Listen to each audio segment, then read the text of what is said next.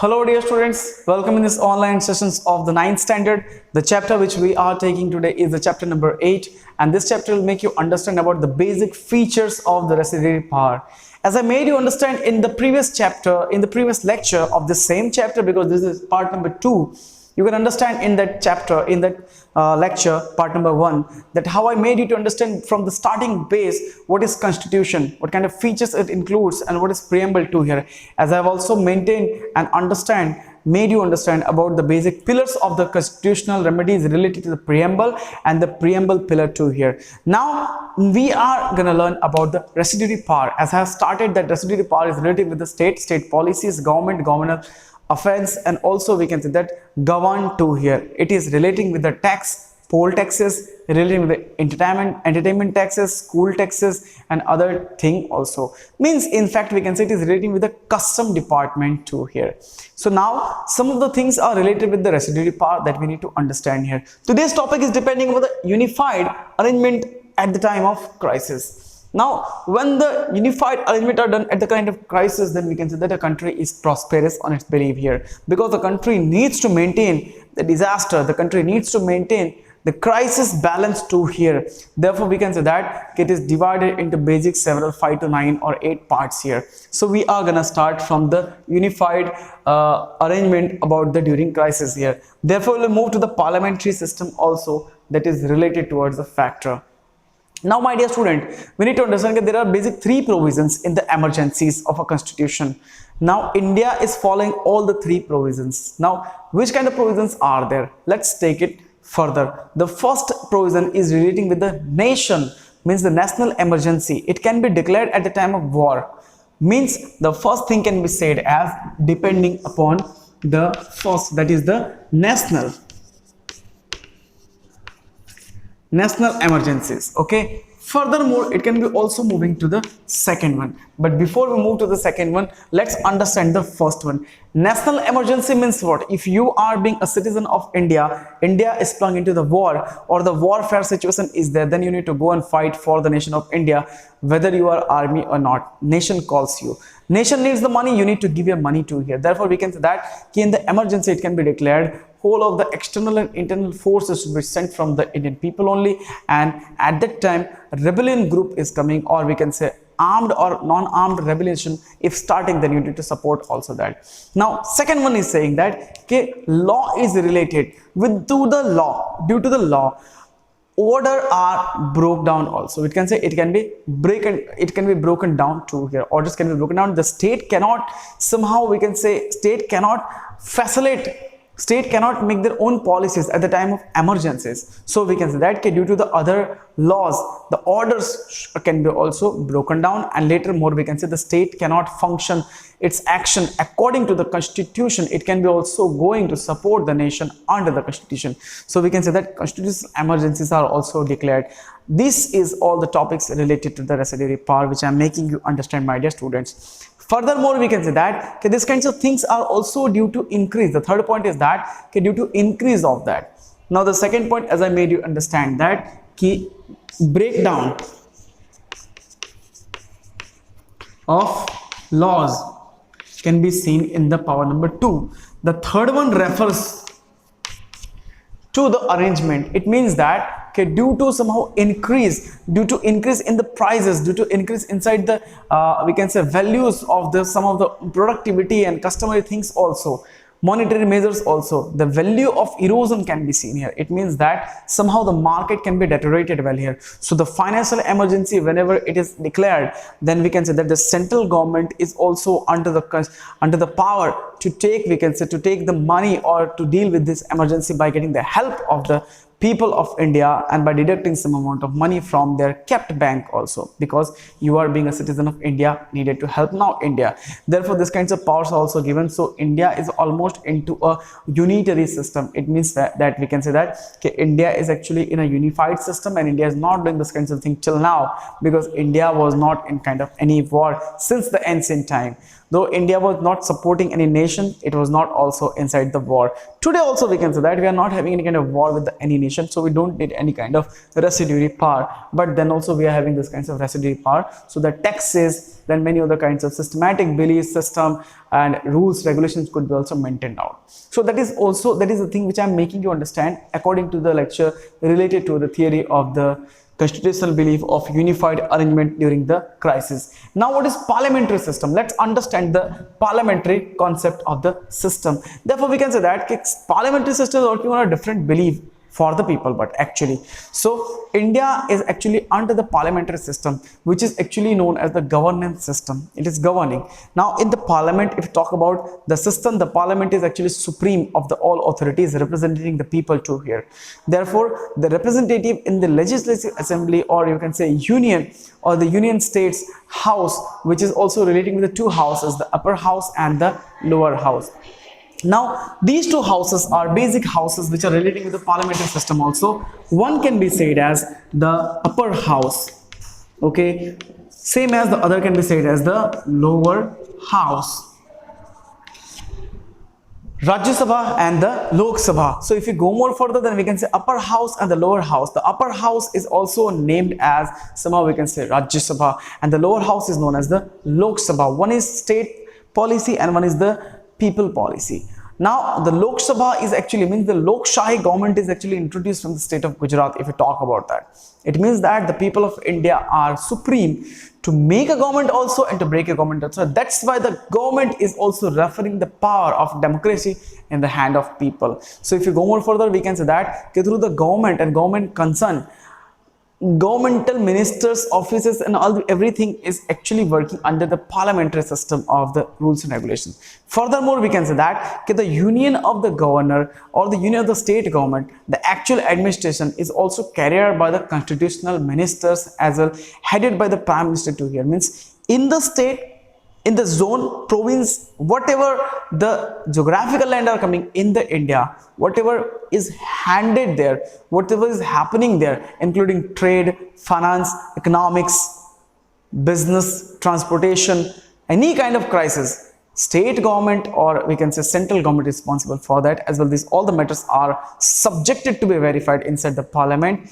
Also these subjects are referred inside the legislative council, where prime minister is also referring over this kinds of case and taking a keen interest to solve the crisis. So therefore we can say that this is the basic thing. The president actually select for this kinds of thing for the 12 people who are experts, and somehow these experts in various field of the Rajya Sabha and the we can say Rajya Sabha Shasan is permitted into the houses, which is also making all the kinds of bill, rules, regulation to be studied out and to be passed out. So if we talk about the tenure, means these kinds of people or the member are having some kinds of tenure. So therefore if we talk about every 2 years, the members are changed. Same as we can say the number of the members of the elections are replaced by that here. Now each member has 6 years. Each permanent members are having 6 years of the tenure in the Rajya Sabha, which is also known as the council of the state. So later we can say that the power of the Rajya Sabha are also less compared towards the Lok Sabha, which is special, we can say superior, and it is more decisive. Decisions are taken there. Therefore Rajya Sabha cannot be completely dissolved as compared to the Lok Sabha. Rajya Sabha cannot be completely dissolved. So therefore we can say that independent judiciary is needed there. Now what is independent and impartial judiciary? Let's understand the theory here. Independent and impartial judiciary means that judgment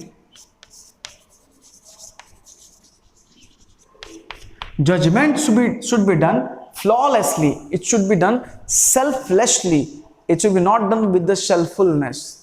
No, we don't need any selfishness inside the judgment here. Therefore we can say that the constitution has given power. It has given the power for the establishment of an independent and impartial judiciary, so that the Supreme Court should be also working on that here.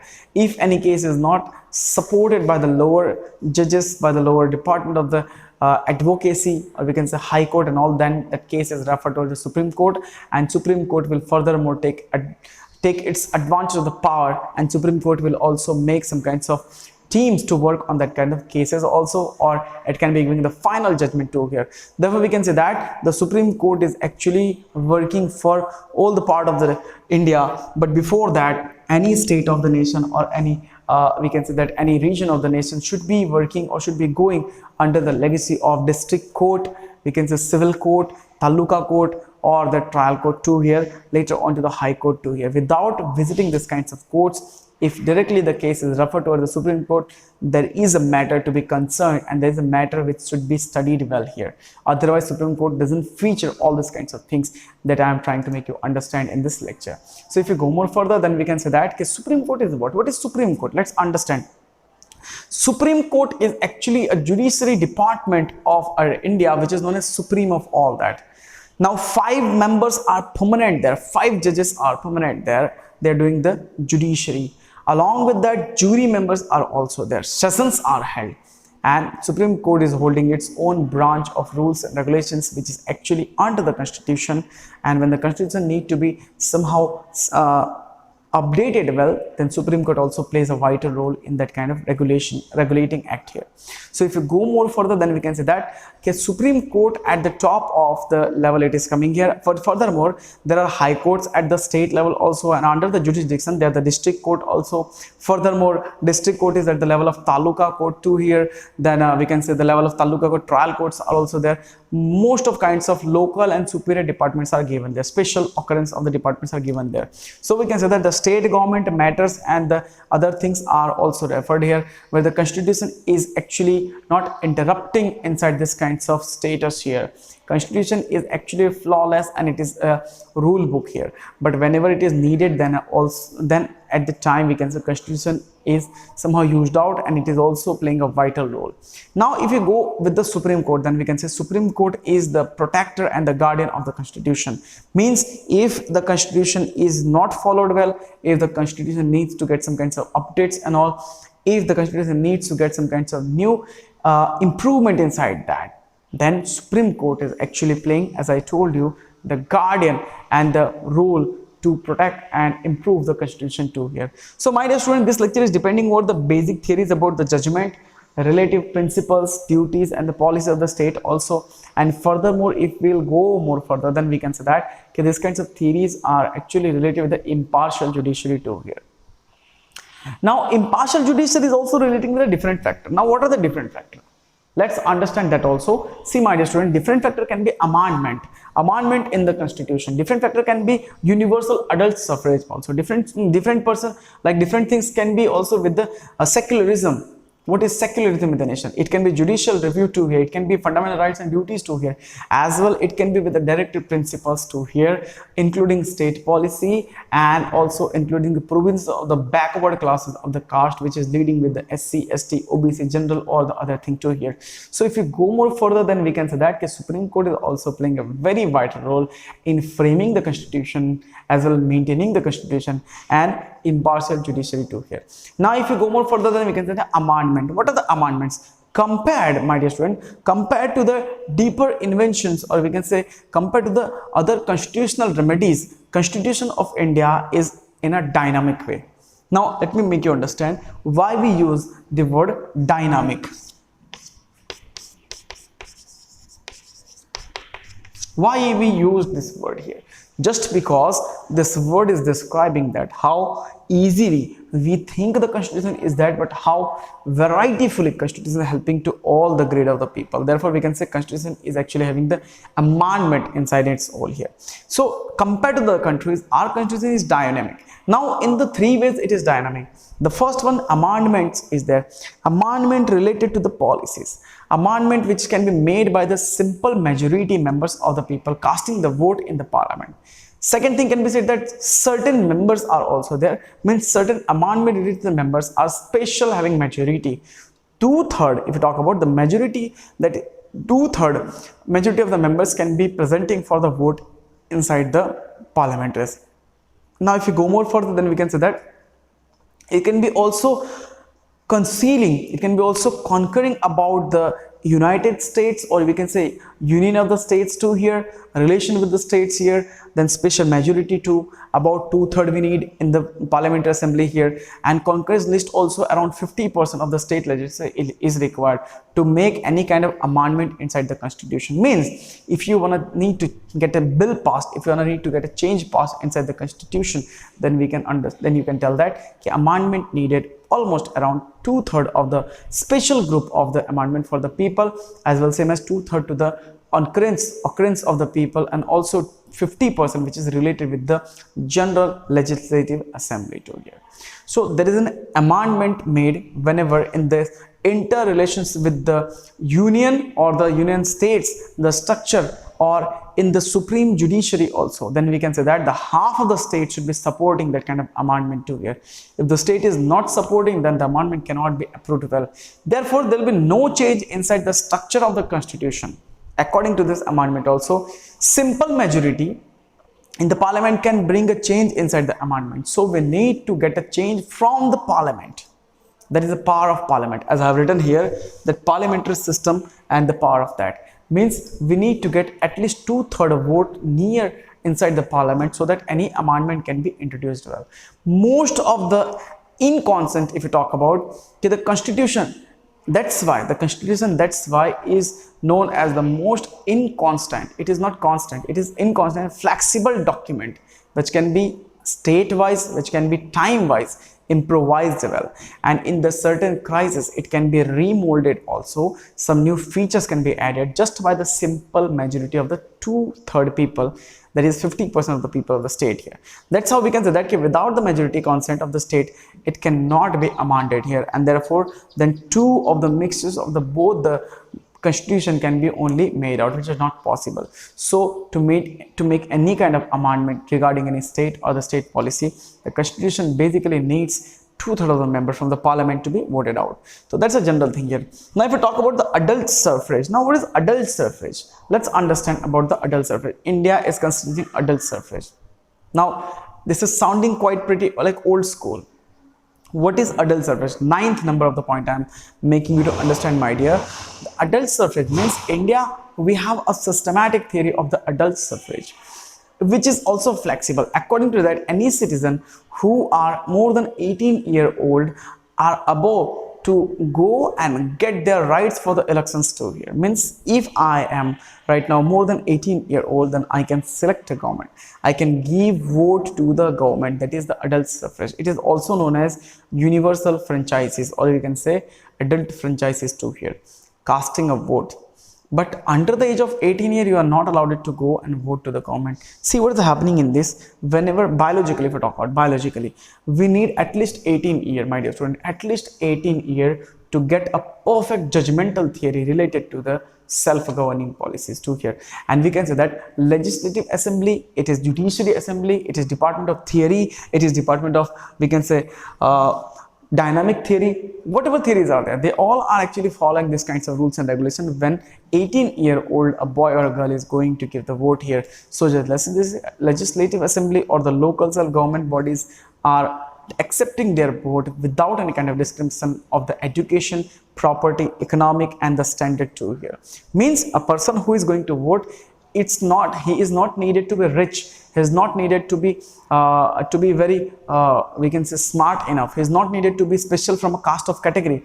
He can be anyone, she can be anyone, but we need 18-year-old, minimum 18-year-old. So this is also leading toward the secularism. As I have said about the secularism, that is actually the state is not having any religion, and secularism is the theory where we can say that the state is making everything possible inside the state, and every people can be coming and living inside the state without any kind of discrimination, celebrating their fairs and festival, and also obeying their whatever ritual, god, mythology is there. India welcomes all the religion. So now judiciary. Now what is judiciary? Focus on the point number 10, then 11. 10 is the secularism, 11 is judiciary. Judiciary means that judicial review is very important. Constitution leads with the judicial review. It means that administration for the working union state, it is jurisdiction related to the state or parliamentary amendments too. Everything is needed to be judicially judgmental view should be taken out here, so that wherever, whenever, whoever is imposing, making, rebuilding any kind of fact theories, thoughts related to the Indian Constitution or any kind of amendment for the people which can helping them, can be first of all improvised by the judicial system. Whether this kind of system is helpful or not, that is actually examined by the judiciary system. That's why I'm telling you, okay, if the court finds any kind of indispendency, or we can say it is finding any kind of fault in that external orders in the amendment or the ordinance, then judicial judgment can stop that kind of thing also. And furthermore, by declaring unconstitutional, it can just make that thing to be deleted to here from the League of Assembly or from the lecture of the Assembly hall to here. So therefore we can say that whatever constitutional remedies, department amendments are made, they all are related with the judicial factor, judicial improvisation also. Therefore we are getting some kinds of fundamental rights and duties to here. Now what are fundamental rights and duties? Fundamental rights and duties are related to the people, you and me. Now, as I have made you understand in my previous lecture, my dear student, that fundamental rights and duties are also making us to understand that what are our duties, principles, then theories, thoughts, and many more kinds of other things to here. So if you go more further, then we can say that fundamental rights are related with the constitution of the health policies, related with the constitution of directive principles, and also related with the provisions of backward classes too here. So my dear student, dekho, one thing we need to understand that this all the kinds of things are helpful, but if we talk about the fundamental rights and duties, then we can say that fundamental rights and duties are confirming towards the people of India by the constitution they are dignified to live their own lifestyle, and also they can give the freedom of speech, they can speak, they can celebrate their own religious fest, and they can also earn as per their quality. But that earning should be legal, it should not be illegal. And furthermore we can say that fundamental rights and duties and principles are remedies for the children also. Means we can say according to the RTE, right to education, 6 to 14-year kid is always, we can say, needing the education. So the government is also making them to get the education from the 6 to 14-year-old. It means that from the age of 6 to 14-year-old, every child are compulsory needing to get the education with the money or without the money. That is a fair matter of the government, but they should not be sent for the job. Under the sections, we can say 123C, if anybody is going or any child is found at a place of working place, industry place, hotel places and all, then the owner or the institution of that area should be banned out also with a heavy penalty, because they can be taken under the Act of Child Labor Act, which India is not supporting. India doesn't support on the child labor, and we prohibit the child labor. Therefore, whenever any child is actually at the age of 14 to 6-year-old, they are not allowed to go inside the industry, and they're allowed to get the education first. So that is a general thing related to the fundamental policies also. If you go more further, then directive principles are also there. To the state policies, states are having different protection act also. And if I just tell you in the detail, then I can say that protection of the people, protection of the security, welfare, then the property should be also owned by the state government. Elsewhere, we can say principles of this direction are to make state government and the policy so confirmed, so proper that it can be actually worth living place for the people of that area. That can be said as directive principles also. And as well, we can say backward classes, then sections of the backward also. In the backward section, we can say ST, SC, general, all the people should be getting some kinds of extra belief and extra kinds of we can say their quotas also for the people, for the caste who are coming from the background, backward caste and all, who are not developed caste and all, tribal caste and all. They should be coming into the fair region of the constitution, where they can be getting education, job and other things too here. Scholarships too is including in that. So this is the basic thing related to the constitution, and also the framing of the constitution and its features too here. Furthermore, we'll get some information about the different lessons. I hope this lesson was interesting to you, my dear student, and I also hope that you will be helped by these kinds of rules, regulations, and you will get your fundamental rights and duties too here. So we'll meet again in the some other part of the lecture. Till then, you can take care. This is lecture number, this is lessons of the ninth standard. And I hope you will learn and you will make yourself more confident about this lesson. Also note down the points and you can solve the question answers too here. Take care. Jai Hind.